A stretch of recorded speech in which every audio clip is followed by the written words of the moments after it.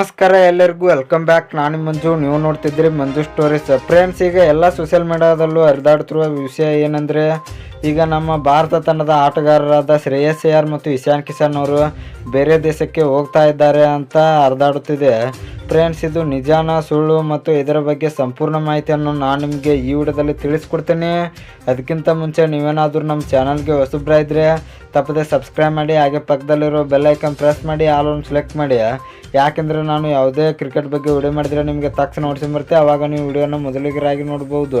Subscribe ಅನ್ನೋದು ಸಂಪೂರ್ಣ ಉಚಿತ. ವಿಡಿಯೋ ಕೆಳಗಿನ ಬ್ಲ್ಯಾಕ್ ಟನ್ ಇದೆ, ಮಾಡ್ಕೊಳ್ಳಿ. ಏನೋ ತಡ ಮಾಡಿದೆ ವಿಡಿಯೋ ಶುರು ಮಾಡೋಣ ಬನ್ನಿ.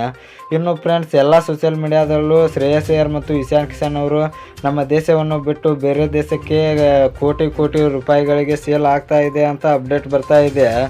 ಈಗ ತಾನೇ ಬಂದಿರುವ ವಿಷಯ ಏನಂದರೆ ಫ್ರೆಂಡ್ಸ್, ಶ್ರೇಯಸ್ ಅಯ್ಯರ್ ಅವರು 50 ಕೋಟಿಗೆ ಸೇಲ್ ಆಗ್ತಾ ಇದ್ದಾರೆ.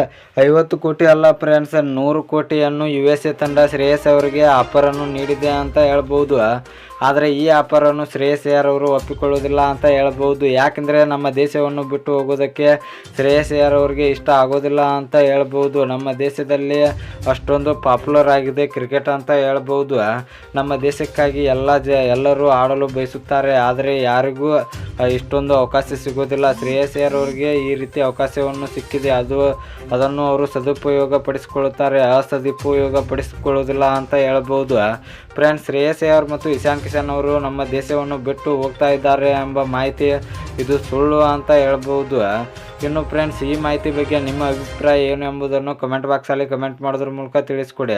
ಇನ್ನು ನಿಮಗೆ ಇದೇ ರೀತಿ ಕ್ರಿಕೆಟ್ ಬಗ್ಗೆ ಅಪ್ಡೇಟ್ಸ್ ಬೇಕಾದರೆ ನಮ್ಮ ಚಾನಲ್ ಲೈಕ್ ಮಾಡಿ, ಶೇರ್ ಮಾಡಿ, ಸಬ್ಸ್ಕ್ರೈಬ್ ಮಾಡಿ, ಬೆಲ್ ಐಕನ್ ಆನ್ ಮಾಡ್ಕೊಳ್ಳಿ. ಕ್ರಿಕೆಟ್ ಬಗ್ಗೆ ಜಾಸ್ತಿ ಅಪ್ಡೇಟ್ಸ್ ಬರ್ತಾ ಇರುತ್ತೆ, ಅದಕ್ಕೆ ಸಬ್ಸ್ಕ್ರೈಬ್ ಮಾಡ್ಕೊಳ್ಳಿ. ನಮಸ್ಕಾರ ಫ್ರೆಂಡ್ಸ್.